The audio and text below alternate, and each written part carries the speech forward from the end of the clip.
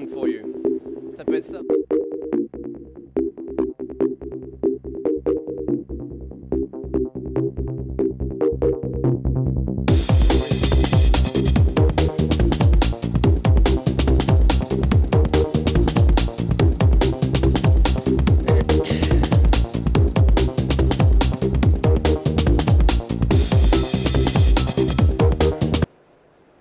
Welcome to SIAL TV. I'm Marc-Antoine, your host, and today we'll discuss whether to export is to innovate.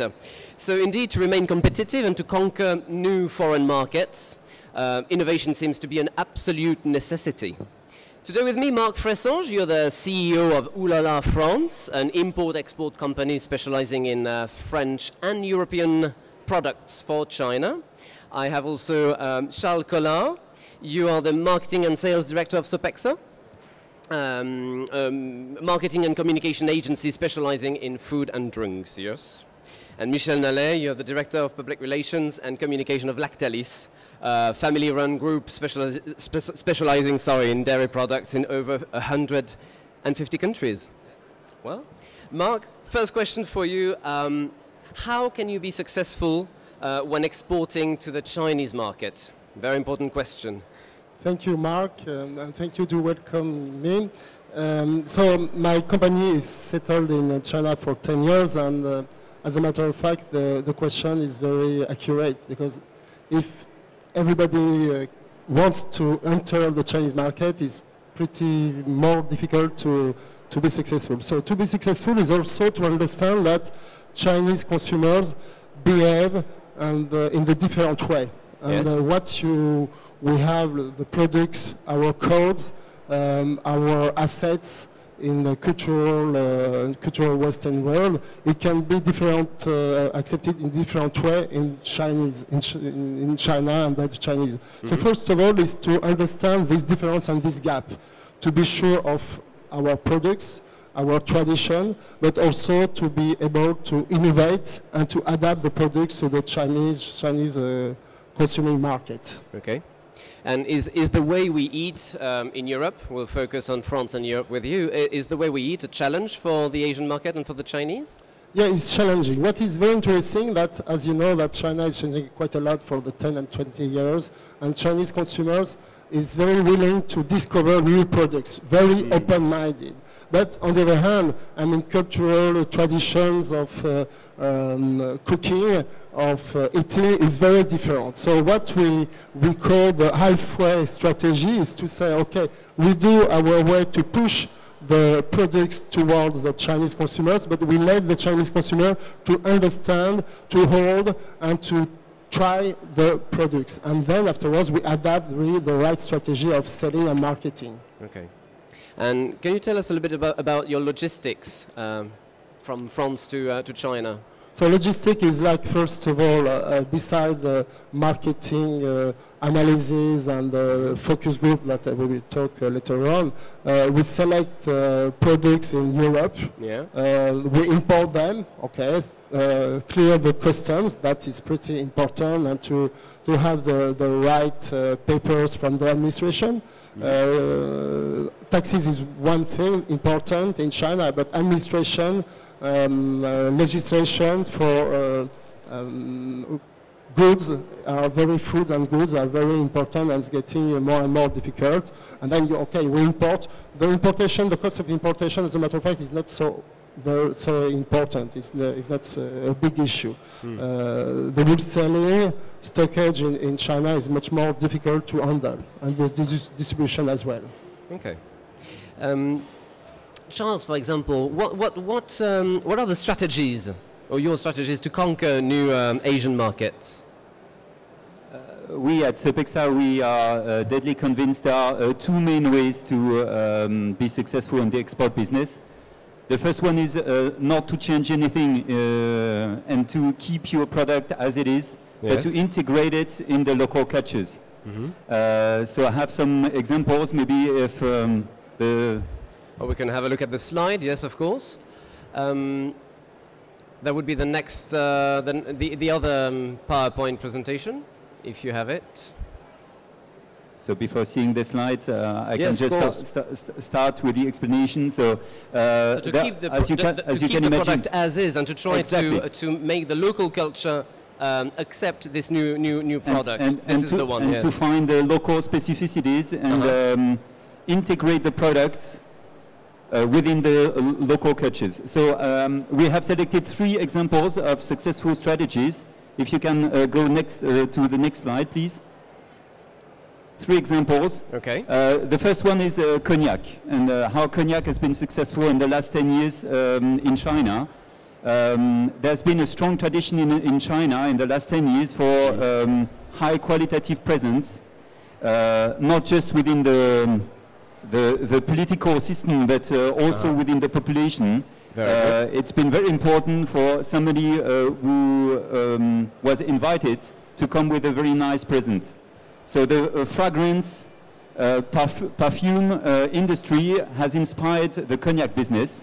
They have decided to develop some very high qualitative and luxurious packagings to make the product very noble and to position it as the French-style gift in China. Very good. Second example is the chocolate brand Dove, for instance. They have very original packaging in form of a heart. And they have decided to focus one of their most successful communication activity on the equivalent of Saint Valentine's Day, which is called Qixi Festival in China. And they have asked young couples to take pictures of them with the packaging of Dove, to take part in a picture competition to win a honeymoon trip. And they've had, first of all, a very strong increase on social media in terms of communication on the brand. So it was a kind of advertising for free for them because they have not invested in any budget on that. And they have sold in the weeks following the activity 4 times more products than usually. Okay. And the third example we have is a campaign we've developed for franchise in Japan. You probably know how much Japanese people love the seasons, the 4 seasons. And we have tried to integrate franchises within Japanese culture by developing an advertising campaign with 4 different visuals, one for each season. The best of it, probably the well-known season is Ohanami, the season which is the season where cherry trees blossom and become all white. Yes. And we have developed the very nice visual you can discover on the slide with French cheese integrated within this tradition of Ohanami. So this is the first mean which can be used. Keep the product as it is. Yes. And integrate it in local culture. The second way is very obviously to adapt the product itself. And here I have some more examples. Next slide, please. The first one is a very interesting example of a very successful strategy, international strategy, developed by the American blueberry producers. They have decided to focus on the health benefit of the product. But they have adapted this strategy differently on 3 different markets. The first one is Middle East markets, where they have to face, to tackle with a very strong obesity problem. Yes. And the American blueberry producers have decided to position their product as a health product to fight against obesity. Okay. In Taiwan and South Korea, they have decided to position it as a beauty insight. Whenever you eat a blueberry, you get a nicer skin. So the target was here very obviously women. And the objective was to convince Taiwanese women or South Korean women to eat more blueberries to get nicer, more beautiful. And the third example is even more interesting, according to me. It's in Japan, where the American producers have decided not to focus directly on human consumers, but on pets.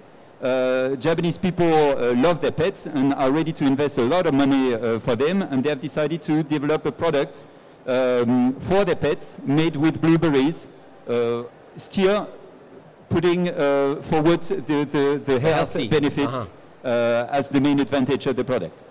If you can go to the next one, please. I have two other examples. The first one is a French charcuterie producer which has decided to adapt their product by integrating some typical South Korean ingredients like ginseng and sesame.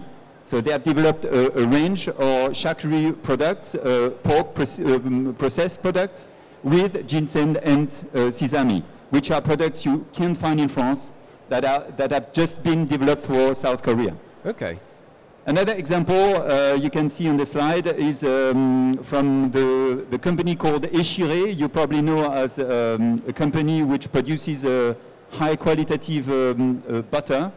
And as you probably know, Japanese people don't eat so much butter. So for Échiré, the challenge was how to develop my export to Japan, not just focusing on my traditional products. So they have decided to develop an ice cream based on the quality of the butter, which is a very creamy ice cream, and Japanese people love creamy ice cream. Okay. And the last example I have is Danone, who have developed a range of yogurts specifically for the Chinese market, because they know Chinese people prefer more liquid yogurts, and they have marketed their products, traditional yogurts, with a straw to convince Chinese people to drink the product directly. Okay. Well, thank you very much. So, Michel, if we can have a word on innovation through adaptation, therefore, what's the position of Lactalis and from? What has just been said previously is totally online with what we do. First of all, we have to also, in some countries where we export, we don't have the same knowledge about our customers. Need to understand what are the products. If we talk about China, but other countries, they don't really know exactly what cheese looks like. And so I have here an example with me, which is a processed cheese, a spreadable processed cheese, which is adapted. This one is not for China, it's for Arabic countries, obviously. Yes. But this product is one spreadable processed cheese with brie taste.